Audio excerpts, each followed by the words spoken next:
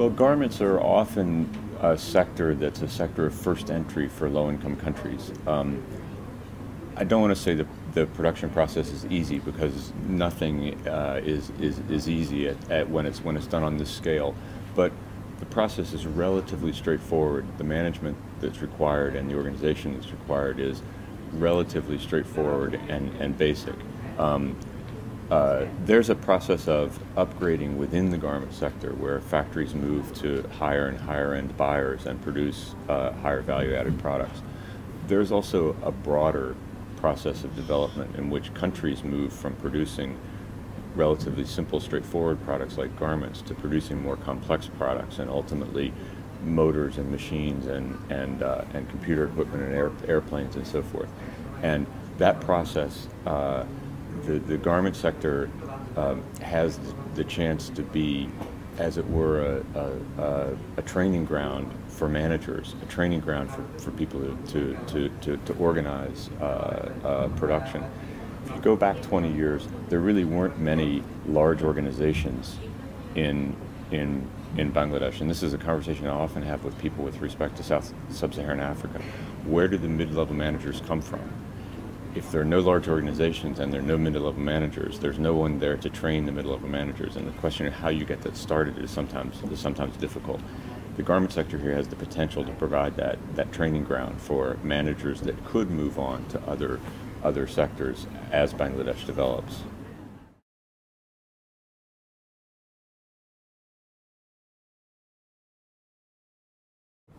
The garment sector has opened up a tremendous amount of opportunities, not just recently, but over the last decades for women in Bangladesh.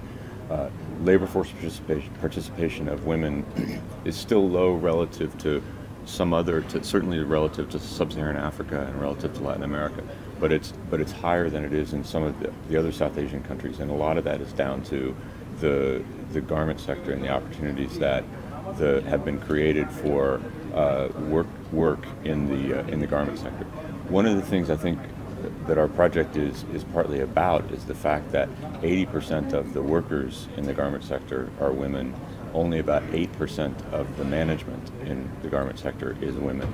And so while the sector has created opportunities for women, and we shouldn't lose sight of that, it's also had very limited effect in other respects in terms of being able to move up and really make a career out of the sector.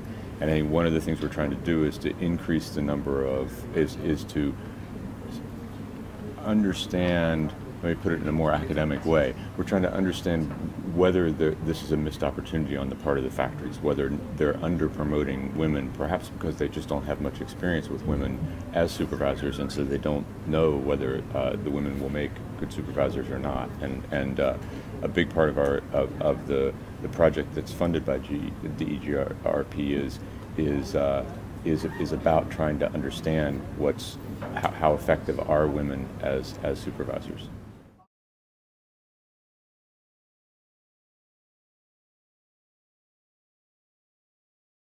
I think one of the things we've uncovered is that we see a significant amount of dispersion in how productive factories are. That's probably not so much of a surprise.